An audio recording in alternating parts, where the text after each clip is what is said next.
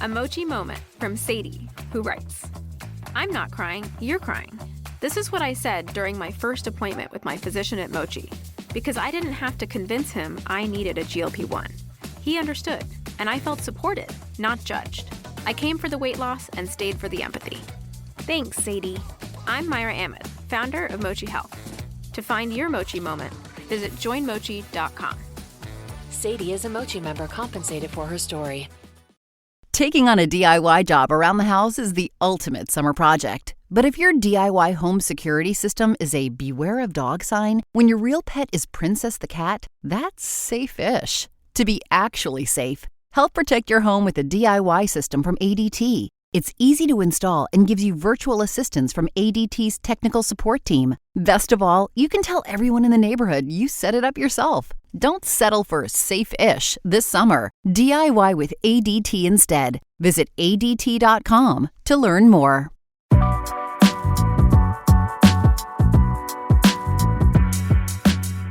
Welcome back to another episode of Investies. I'm your host, Linda Garcia. This week on the podcast, I'm back. I am back. It feels so good to reintegrate myself and start to go through the process of what that looks like. It's not as easy as it sounds, but I am really doing my best. And I can't tell you what a relief it is to submerge myself back into the market. I've been away for over a month, and the beauty of being a student of the market for so long, over 10 years, is that you start to recognize patterns in the economy and patterns in the stock market, so it's relatively easy to jump back in. On this week's episode, we are going to review the numerous job reports that came out last week. And I have to say, I think this is a pretty serious episode.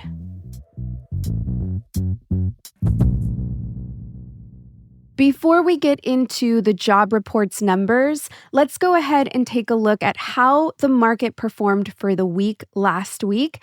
And then let's just go ahead and review how we have performed year to date. We haven't looked at those numbers in a while, and I think that this is the perfect way to get us settled back into the market. Now, last week, we did have a little bit of a mixed bag. The Dow Jones was down 0.32%.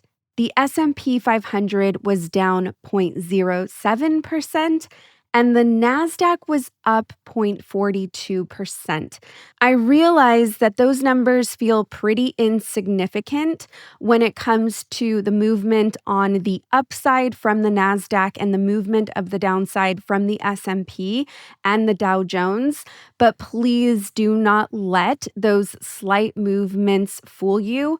We had a relatively volatile week, most especially considering that the stock market was closed on Monday for Labor Day, and we were only open Tuesday through Friday. We saw some relatively big swings. Now, most of that was due to the job reports that was released on various days of the week. Things were looking really grim due to those job reports, but then we had the moments where the market saw glimmers of hope with potentially Fed Chair Powell decreasing interest rates. The market loves it when there are rate cuts because this means that more money floods the economy, therefore more money goes into spending for publicly traded companies, but also, more importantly, purchasing stock.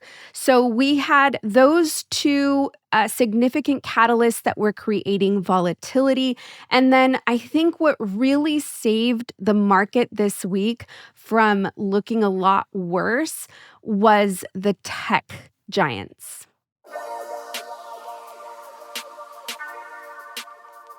Back in October of 2020, the U.S. Department of Justice began an antitrust case against Alphabet for the potential of being a monopoly. They were basically concerned that Alphabet was crowding out competitors and controlled a big chunk of the digital ad market. And so we finally, 5 years later, have resolution on this. The U.S. District Judge gave minimal consequences to Google. This was a really big win for the company overall. Google will not be required to divest from Chrome. They also will not be required to divest from their Android operating system, and they will be allowed to maintain their top search engine position on iPhones, a service that they currently pay out Apple for. They were initially wanting to have them removed from paying into the service of keeping them the top search engine, but they're going to be able to keep that. So they got away with minimal consequences. This was a really big win, not just for Google, but I think it was a big win for the tech sector, depending, of course, how you look at it. Right now, I'm looking at it from the perspective of the tech industry. They saw this as a win, and we saw the market react accordingly, specifically pertaining to the tech sector. This is why we saw the NASDAQ increase for the end of the week instead of decrease. We saw sympathy plays from a lot of companies across the tech sector rally or be a part of this win on Google. Anytime that the tech sector is hit with any repercussions from either a federal agency or the government, we will see sympathy plays across all companies. And so that is what we saw this week. We had an increase of 0.42%. It wasn't as bad as it probably could have been had we not had the win for Alphabet this last week. I want to take a moment here and highlight that Alphabet stock last week increased 13.31%. You can see why that was a big driver in the tech sector. It carried it and kept it away from being negative for the week. If this wouldn't have happened with Alphabet, we would have saw the NASDAQ down along with the S&P and the Dow. So I want to take a moment here for us to just highlight the importance of being investors in individual stocks and the type of growth that we can experience as opposed to being an index investor or an investor of mutual funds where you have a basket of stock and you experience minimal growth. Yes, it is much less risky, but without risk, there is no reward. Of course, you also have to be emotionally stable to be able to handle the down days and also not lose grasp of reality on the up days. It's just trying to be very level-headed while you're holding these stocks and understanding that you're holding them for the long term. All right, let's go ahead and move into the various job reports that we received this week. Job reports is a very important component to how Fed Chair Powell makes his decisions on whether or not he will lower interest rates. Of course, an additional important component to that is also inflation data, PPI and CPI. Now, we are getting those numbers next week. So by next week, we should have a relatively overall picture on how the economy is doing. I'll tell you right now, based off of looking at these job reports, I do not feel good. I am concerned. I am also a person that, while I enjoy creating content and I enjoy educating, I do believe that fear-mongering should never be involved when you're educating folks, but I do want to raise a flag that these numbers are not feeling good. Every Thursday, we receive data from the initial jobless claims in the United States. This measures the number of individuals who filed for unemployment insurance for the first time during the past week. So we're a week behind on this data. As I mentioned, it comes out on a weekly basis. We have analysts that are looking at the data and forecasting what they are expecting. Now, if we file more claims than what analysts expect, this does raise some concern because there are parts of the job sector that analysts are missing. So for this week's jobless claims, the forecast was 230,000 and the actual claims filed were 237,000. Now, I want to say that if we look at the last 2 years of jobless claims, we are definitely inching up to the higher end of jobless claims within the past year and a half. This is a little concerning if we're just looking at the last 2 years. If I stretch it out and look at the last 5 years, the perspective changes, but it's also an inaccurate measure for me to measure it against COVID because we had the absolute highest numbers of jobless claims. So I wouldn't go as far back as looking at the last 5 years.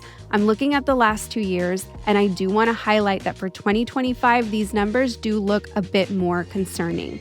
Now, in the last 3 months specifically, we are watching numbers climb.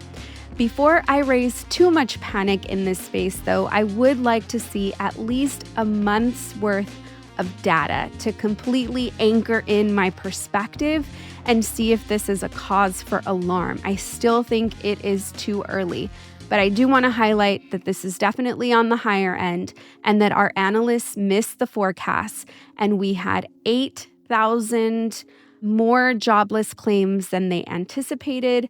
And we also had 9,000 more that were filed the week before this last week's data. So you can see how we are watching a steady rise in jobless claims. Next, we are going to review job openings data, also known as JOLTS. JOLTS stands for Job Openings and Labor Turnover Survey. So this data lets us know how many jobs are available and open for us to apply to in the United States. I also will highlight that the data that is released for this is 2 months prior. So the data that was released last week is for the month of July. And just like any other data that comes out, we always have analysts that are creating forecasts. This is sort of like a checks and balances. We have analysts that tells us what we should be expecting. And when we don't meet analyst expectations, then it also lets us know that there could be something potentially wrong. Something is going wrong within the economy that even an analyst is missing. And it does raise concern within not just the stock market, but also within the economy.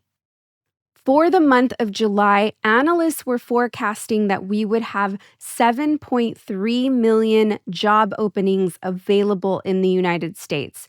The previous month, we in fact had 7.3 million jobs available. They were expecting minimal change. As a matter of fact, they were expecting a bit more job openings than the month prior if we get granular and look at the exact numbers. The actual job openings that we had in July were 7.181 million. 7.1 million jobs were open in the month of July. That is a significant difference from what analysts were expecting. I know that those numbers are really big to begin with, and a drop from 7.3 to 7.1, or the inability to analyze that, doesn't seem like a big deal. To help put this into perspective, when we look at data all the way back 5 years, those are the types of drops that we were seeing during COVID. So those types of drops are not normal. It is definitely raising an alarm that the job market is shaky and that there aren't as many positions open as before. And so you can see that there is most definitely some concern when it comes to the JOLTS US labor data that was released last week.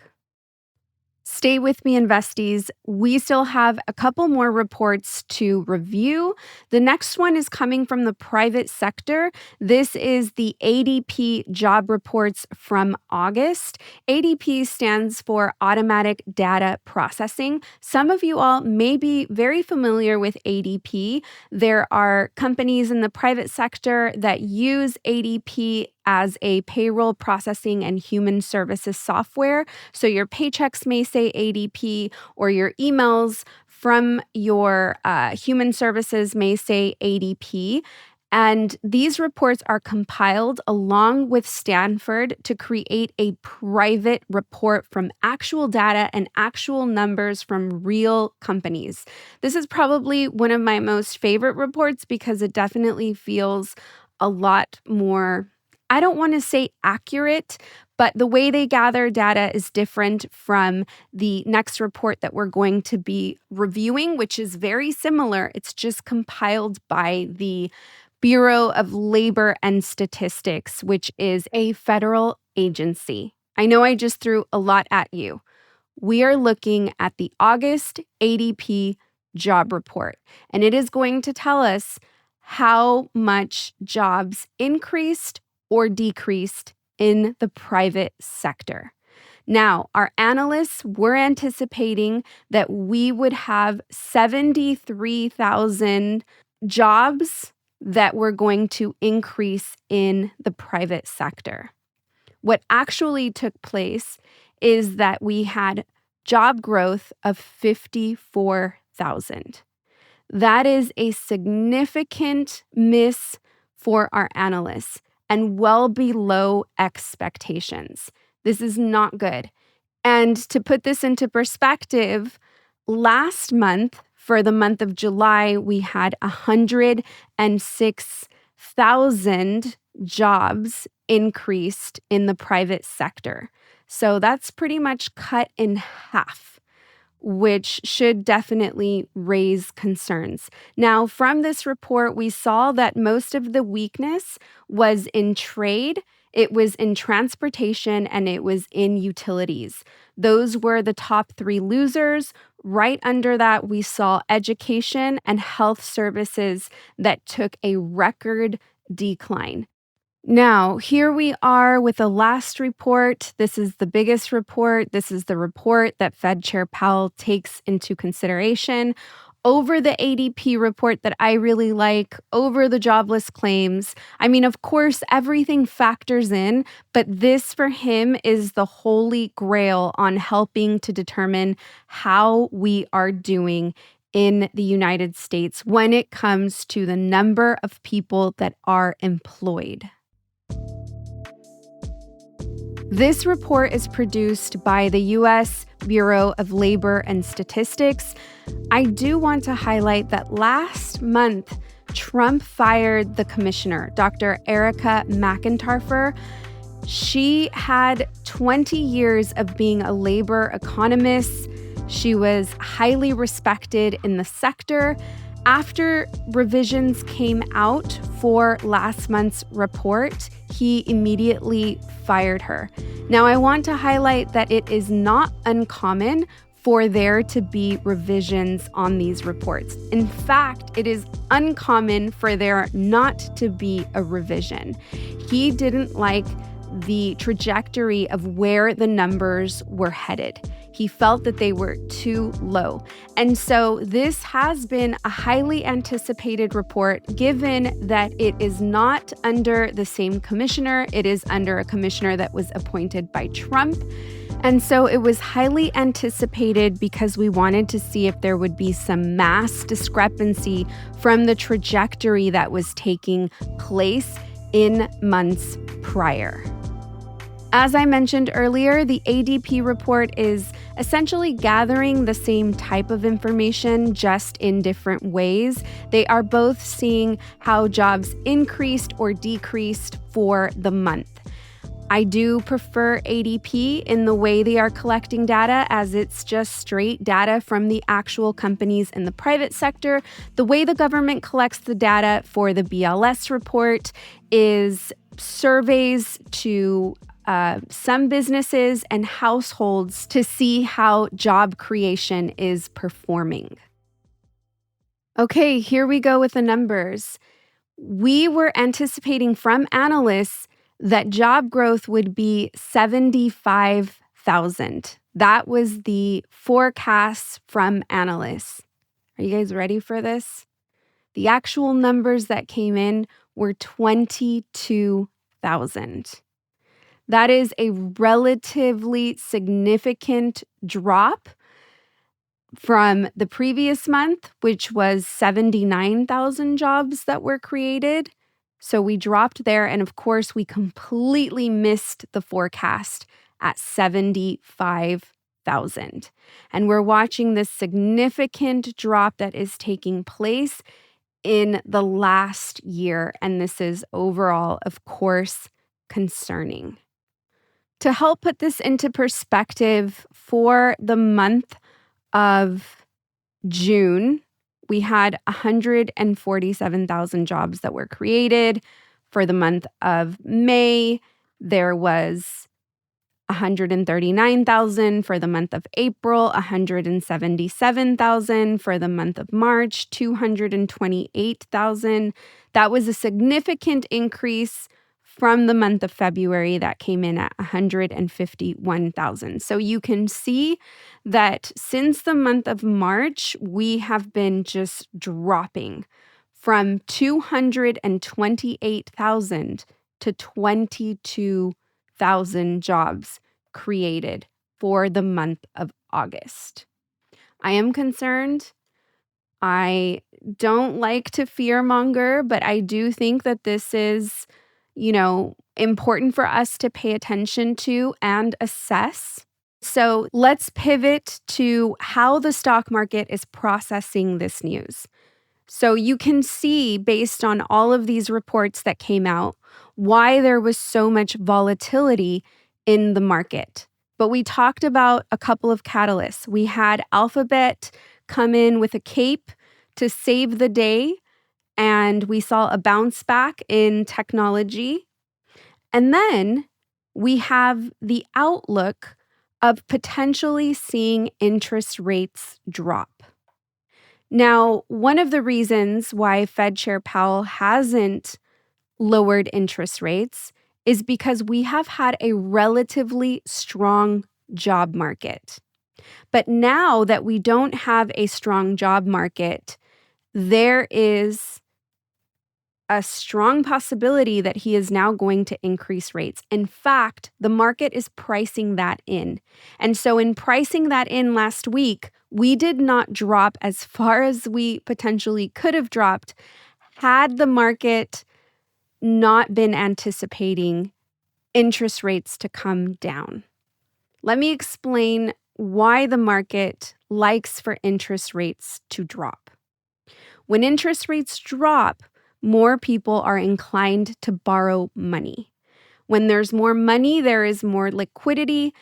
What do people do? They will not only spend their money in publicly traded companies, which will then yield a result at the end of earnings season, but more importantly than the money that is flooded into publicly traded companies via consumption is the money that is flooded into publicly traded companies via ownership.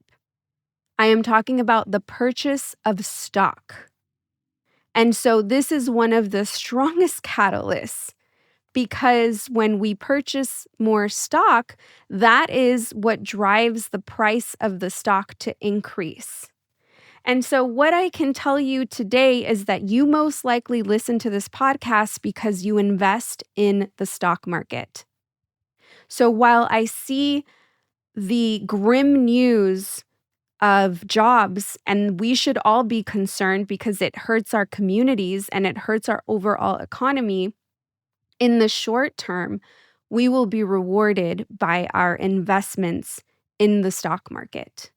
And this is why I am such a big proponent for marginalized communities to begin participating in the purchase and in the ownership of publicly traded companies, not just consumerism, not just the consumption.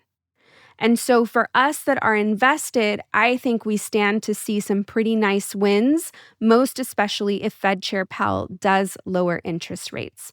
Again, we still have to see what's going to take place next week in what is happening with inflation. That is not looking great. Once inflation hits us, the market will perform great in the short run as well, but eventually we will get hit. So let's talk about how the market has performed year to date.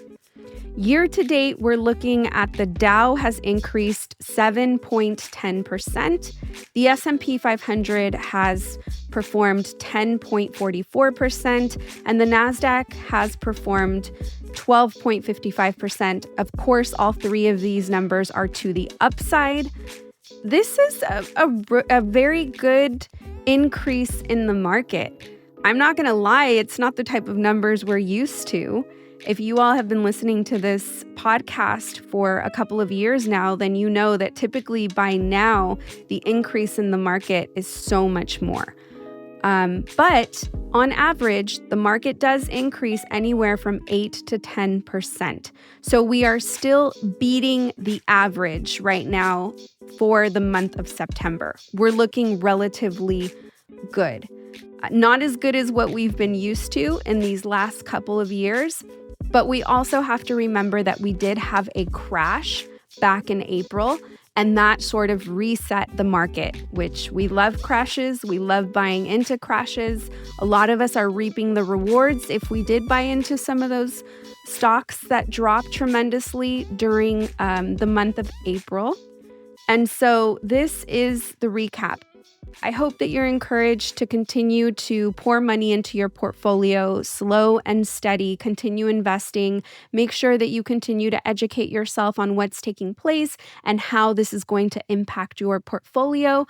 I'm always going to do my best to keep you updated. It's been rough for me these last several months, but session is behind me and I'm putting my my head back in the game, and I'm excited to continue these conversations with you all. As always, thank you so much for your patience as I navigate balancing these two worlds. I look forward to, catching up with you next week. You're listening to Investies. Linda, Garcia, and Cosmic Standard podcast. A special thank you to the team, Asia Simpson, Eliza Smith, and Jacob Winnick.